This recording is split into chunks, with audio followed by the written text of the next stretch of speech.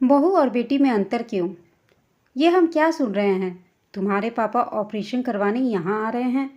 उन्हें बेटी के घर में रुकना शोभा देगा? शर्म नहीं आएगी?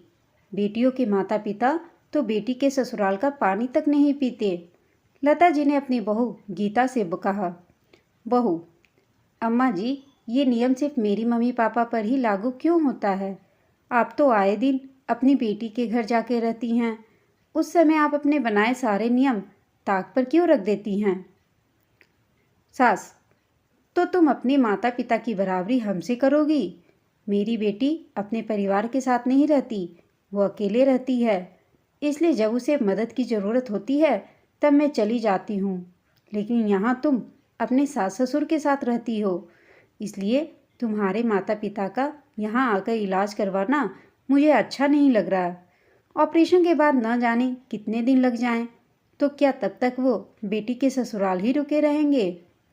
बहू: बहू के माता पिता अपनी बेटी के ससुराल आकर नहीं रह सकते, लेकिन बहू की सासू माँ अपनी बेटी के घर जब चाहे तब जाकर रह सकती है।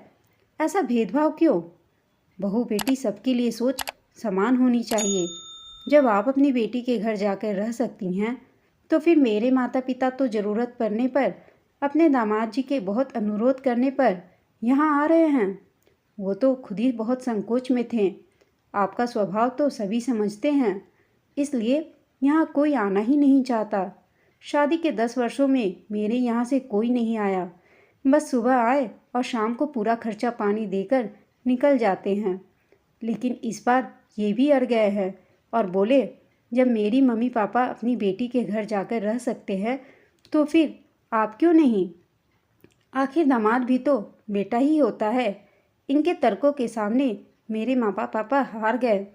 वहाँ छोटा शहर, उन्हें कोई ढंग का डॉक्टर नहीं मिल रहा है, इसलिए यहाँ शहर में अच्छे डॉक्टर की परामर्श लेकर तब ऑपरेशन करवाएंगे। गीता ने भी नाराज़गी भरे स्वर में कहा। माँ, आखिर आपको क्या परेशानी है? आप अपने हिसाब से बहू बेटी दोनों के लिए नियम बदल देती हैं। ये तो भेदभाव हुआ। आप बेटी के घर जाकर रहें तो बहुत अच्छा, और आपके बेटे के सास ससुर इलाज के लिए आ रहे हैं, ऐसे तो बेटी के घर आकर रुकना अच्छा नहीं लगता। कितनी संकीर्ण सोच है आपकी। उनके 2 बेटियां हैं, ये तो आपको पहले से ही पता था। इस समय उनकी तबीयत खराब है। आप गीता को भी उनकी देखभाल करने जाने नहीं देंगी। आप जाने दो तो मैं ऑपरेशन के तुरंत बाद ही उसे उसके माता पिता के साथ भेज दूंगा, लेकिन यहाँ घर संभालने के लिए तैयार रहिएगा।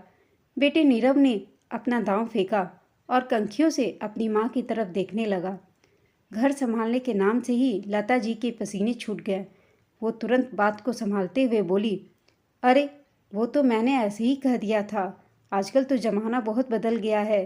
बेटी के घर का पानी नहीं पीना, ये सब तो गुजरे ज़माने की बात हो चुकी है।